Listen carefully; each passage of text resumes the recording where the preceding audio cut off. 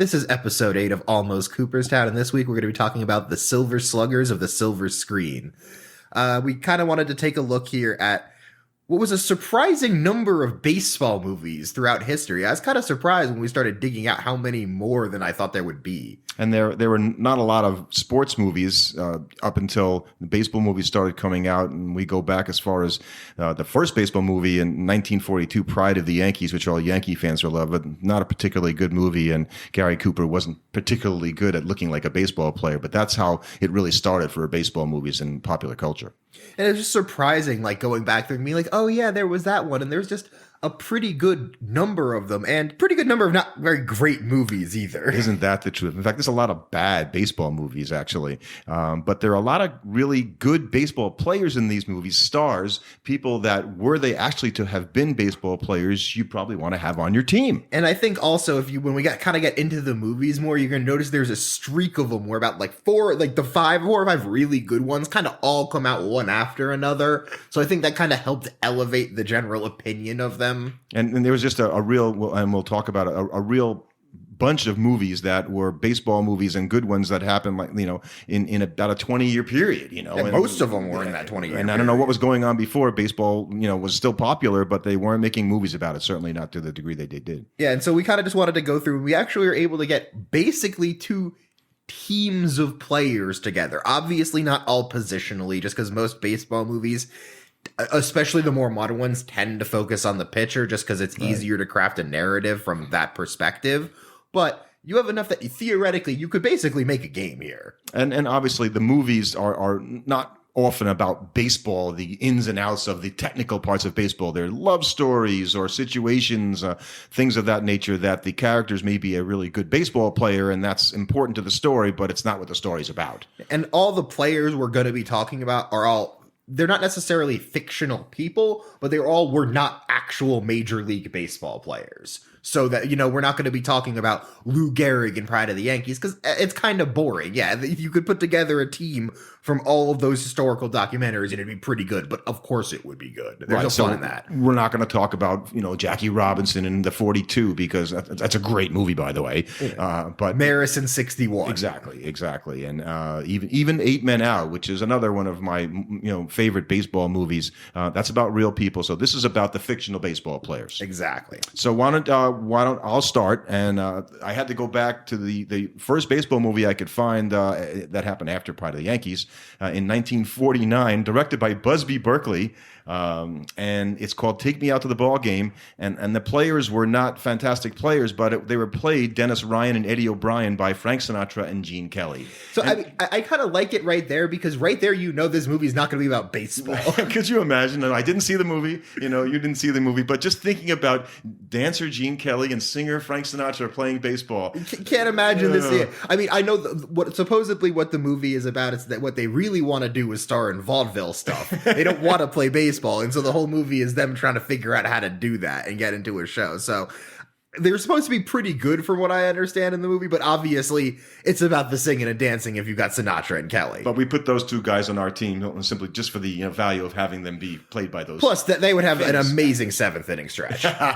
Great song. You're right.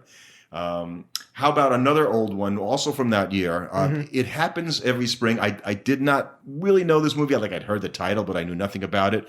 And Ray Milland played the player, fictional player, King Kelly, who was a big baseball star. So King Kelly is a star. I want him on my team because he was reputed to be a fabulous player. Yeah, he's actually supposed to be like a star player in this movie. It's a kind of a big deal. Right. And then I'll do the last sort of older one. So this started in 1973. Bang the Drum Slowly came out, and the pitcher, a guy named Henry Wiggin, was the character's name, played by Michael Moriarty, is helping his catcher, who is sort of a slow, thinking guy, played by Robert De Niro, one of his first movies, and basically this is a very sad story because De Niro's character gets cancer, and it's just a very sad, famous baseball movie, but Henry Wiggin is a star pitcher, and that again is why you're kind of starting to put together an actual, kind of group there. And I think that if you move into the next movie, this one's such a hard one to talk about because I don't particularly much care for this movie, but undoubtedly, if he was a player, he would have been amazing, and that would be Roy Hobbs in The Natural, played by Robert Redford. He was a right fielder, wasn't he? I think. Batted lefty. Because, I mean, most of that movie really isn't a baseball movie. Like, the amount of baseball being played in that movie is actually pretty limited. They did some really cool things. I like the whole New York Knights thing. I think Wilford Brimley was the manager with the... And the final scene where he hits the home run into the light, and you get the lights exploding. I mean... Yeah. Our friend Michael Birkin was saying, that scene, the whole movie comes down to that one scene where the ball crashes into the lights and the things go shooting, and it was very beautifully shot, cinematography-wise. So that's kind of... It's a fable, and it's a magical thing. And I can understand why you don't like it. But I thought Redford actually gave a pretty good account of himself as a baseball player. And it's not a bad movie. It's just as a baseball movie. It's a flawed movie, though. I won't get into the plot, but that's part of the problem with that particular movie. And then we go, okay, so that's 1984 is when The Natural. But this is where you start the streak, because even if maybe I don't personally care for The Natural that much, it's still a good movie. And it's an important movie, and the author, the book, Bernard Malamud is the author, very good writer, and this was it brought to life. You didn't see a lot of his stories brought to life, so I think that kind of made it a fun story for that. But that's where the streak starts, because then next, I think in 85, right? 89. 89. The 89. You're going to have your Bull Durham. Yeah, Bull Durham. I mean, and I think pretty much any baseball fan is going to have that up there as one of the all-time great baseball movies. It's my favorite baseball movie, and I think as much because Ron Shelton and everything that they did, the director, was about making it as real as they could make it real given the circumstances. It felt like that could have happened. Yeah, there was some wild stuff going on. And by the way, that was Tim Robbins' first movie. I didn't know that until I looked at it. And Nuke LaLoosh, great character, great name, all of that. But watching him pitch was one of the most bizarre things I've ever seen. To think that he could throw the ball 95 miles an hour with that delivery just didn't add up for me. Because Costner was able to play the role of Crash Davis pretty well. Like you could believe, or at least suspend your disbelief that he was a baseball player. Yeah, the whole thing about playing in the show, right? That's something that wasn't something that I knew as a fan as much. That's what the players called playing, going to the show, and they carry your bags for you, and you get all the meals. And he was just talking about his cup of coffee in the major leagues to these other minor league players because he's a 35-year-old. The distinction he had was he was trying to break the all-time minor league record for home runs, which is kind of pathetic. That's not the best record to have. It's a bittersweet record at the very best. Yeah. So, but as a baseball movie, and there are a lot of things about that movie that make it great, including Susan Sarandon. But Crash Davis, the character, he could play for my team. Oh yeah, definitely. And how about the next one also coming out the 1 year after? So Bull Durham was 88. Okay, my mistake. 88. Major League was in 89. So you got Bull Durham with Major League back to it, and Major League is just chock full of characters you could theoretically take for your team. You could call them caricatures, actually. To a certain that degree. too. Some of the portrayals were a little, stereotypical, but my favorite character in the movie, and maybe I guess he wasn't a great player. He had some good streaks for the Indians. Was Pedro Serrano, and obviously the whole thing with Jubu and him going on the hitless streak, and then he finally complains to Jubu that he's going to do it for himself, and then he hits the winning home run that gets the Indians into the World Series. And the Indians, to that point, before this movie happened, really weren't any good, as bad as the movie depicts them. And that was before they opened Jacobs Field. And then the Indians started going to the World Series in the mid-90s. They still haven't won one since 1948, but they've been a few times. And that sort of reignited baseball to a certain degree in Cleveland, giving them pride about their team for a fictional team. And you could even say that Jubu and Pedro Serrano's character has kind of reverberated farther than just that movie, because you look back to the World Baseball Classic a couple of years ago, and you had Team Israel doing the stuff on the bench with the mensch on the bench. And so, they inspired by Jubu. Clearly. And it's like the kind of the joke of like having a little idol on the bench that everybody is, praying for the good luck for. It's just kind of cool that like you can see how that movie, people have seen it and internalized that character as being something important to them. So another baseball movie that came out that same year, 1989, was Field of Dreams. And it's kind of interesting that Costner, who had just done Bull Durham, was convinced to do Field of Dreams because they were released in consecutive years, and I didn't really think of that, until But they could now. get him to do 2 baseball movies. He's like, I don't know that I want to do that, but he really liked the story of Field of Dreams and obviously bought in. So which player do you think, because no, you have to pick a fictional player because Field of Dreams had all the 8 men out, it had Joe Jackson, and that's what the movie's about to a certain degree. So much in the same way he was given a chance in Field of Dreams, we're going to give him a chance here. Okay. And that's Moonlight Graham. Oh, yeah. Like, he only had an at-bat in the major leagues. 1 at-bat. Just 1. And just that movie for baseball, I think if you are a baseball fan, that movie is something special. I think if you're not a baseball fan, you probably watch that movie and go, I don't get it. It's not supposed to be real. It's a fable. There's so many magical things that go on there, and James Earl Jones is fantastic. But the scene, at the when Moonlight Graham gets, and he hits a sacrifice fly. So doesn't even get a hit. He doesn't even get a hit. He hits a sacrifice fly, and the runner tags on third, and he scores, and he runs off the field, and he tips his cap to the pitcher, and then he goes through the whole thing where he saves the girl, and Burt Lancaster's last movie, crosses the line, saves the girl who's choking or whatnot, and as he walks away, Ray Liotta, who's playing Joe Jackson, goes, hey, kid. I don't know if it was, hey, kid, you were good.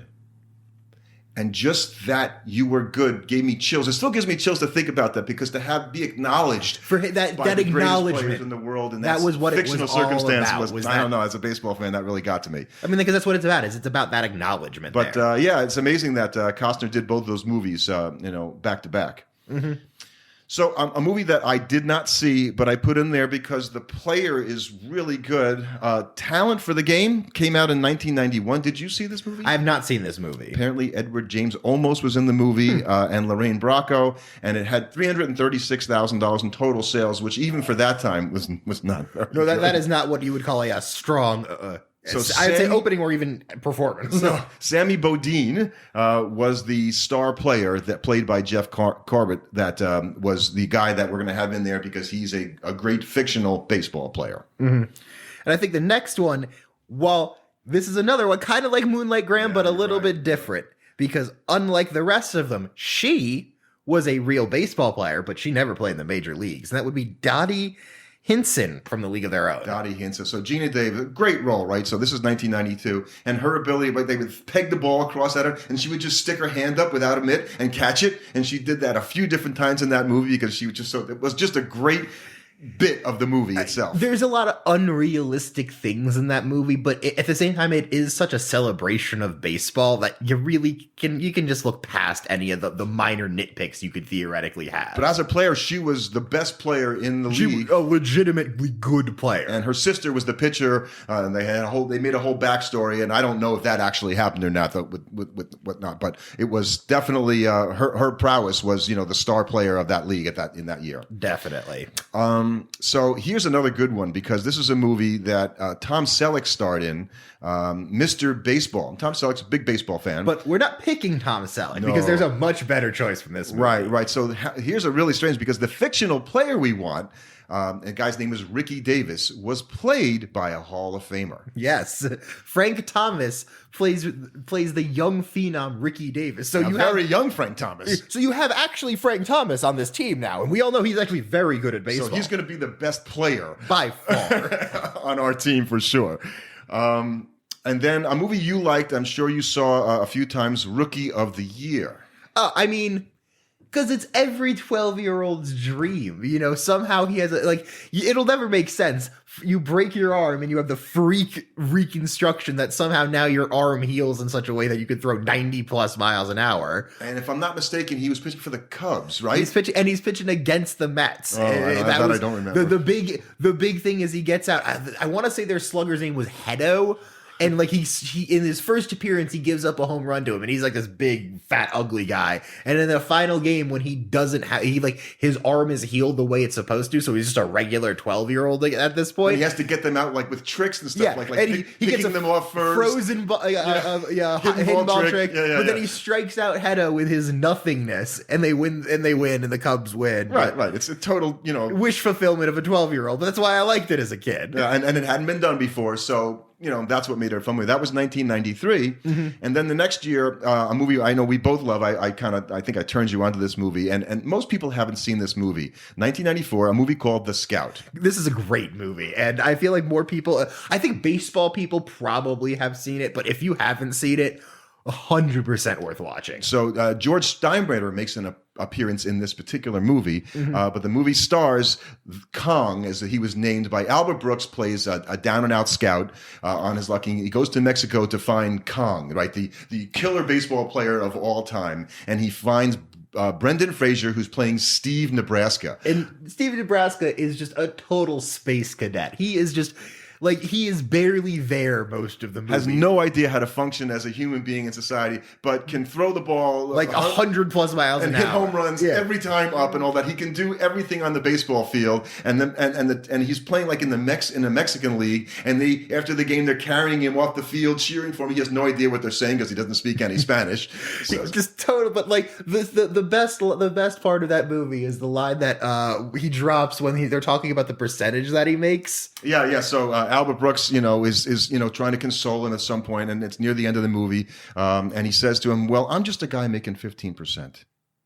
And Steve Nebraska just looks at him, and like the best part about this is he has been a total space cadet the whole movie, and he just goes, "I thought it was 10." So like that's the one thing that he's been paying attention, like the one thing that he remembers and picks up on is the difference. Guy's not lucid in any way except for that thing, except for that one thing. Yeah, and he ends up flying into Yankee Stadium on a helicopter in the World Series for his first game with Bob Costas doing the announcing. Because he has like a panic attack and he freaks out right before the game goes off. And they drop him off on the pitcher's mound, and then he proceeds to start pitching the game. I think that's how the movie closes. Yep. So really good movie. If you haven't seen it, recommend it highly.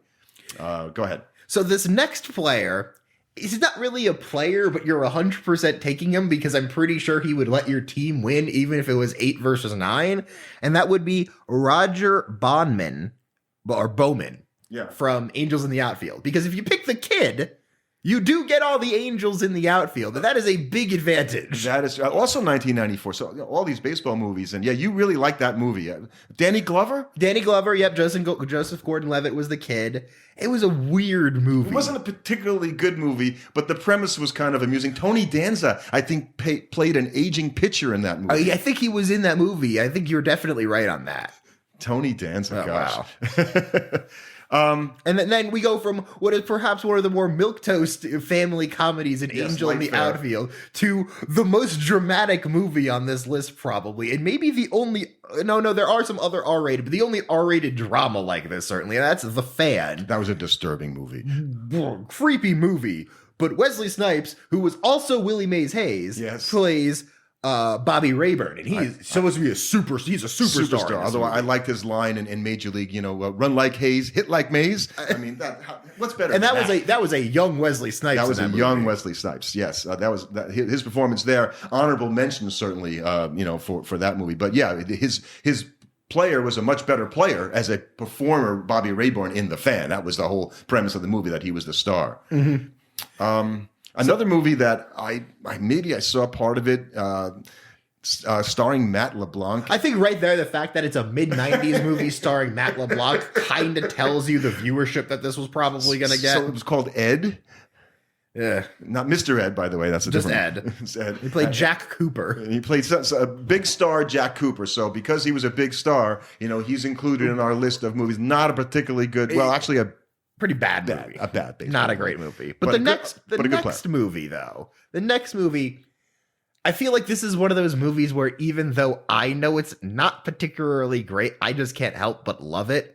And that's For the Love of the Game with Kevin Costner. Another baseball movie from Mr. Costner. Yeah, he's good at those. And yeah, Billy Chapman was a star pitcher, and this is his sort of last chance. Yes, and it's sort of a sad melancholy type movie, but I really like that movie too. I mean, the whole movie is the triumph of him throwing that final amazing performance, because it's a love letter to his own career in a lot of sense, and him saying, "No, I was still here. I was good." Yeah, and he did that movie. That was 1999, so you're talking 11. So he did 3 baseball movies basically in 11 or 12 years. And but that's really interestingly, that movie kind of marks the end of it. Yeah. Like you have that movie comes out in 99, so you had from The Natural in 84 till For the Love of the Game in 99, you had like 14 movies there. That's the vast majority of the movies were released in that like 15-year period. Where fictional players certainly were a big part of it, because after that there's a couple of more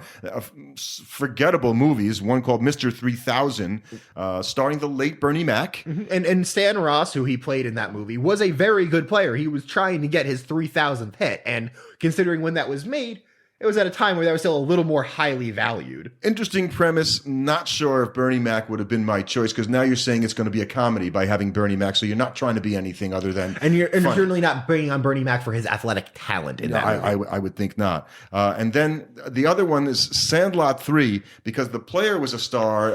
And we kind of just have to give the Sandlot some because it's like, at least in this case where you have Luke Perry playing Tommy Santarelli. The late Luke Perry, oddly enough.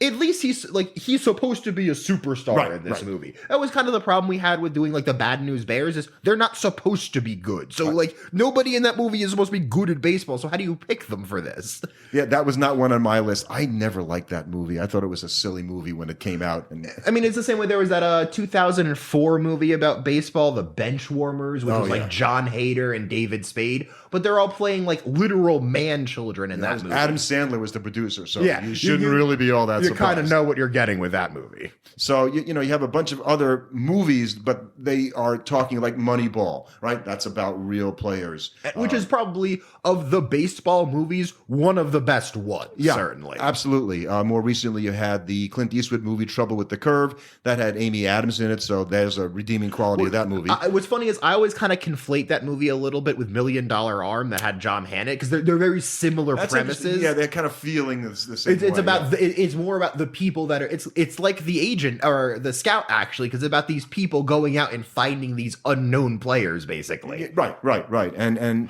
obviously Billy Crystal's 61 is just a really, really good baseball movie. I know a lot of Yankee fans will smile to hear me say that as a Met fan, but I think it's just really well done, and I think it's something that any baseball fan, that should be one on your list. And then there are movies that have baseball in them, but it's really not about baseball. Like Keanu Reeves did that movie back in 2001, Hardball, where he's coaching like a little league team. Like, yeah, baseball is in that movie, and it's a theoretical big part of that movie. That's not what that movie is about at all.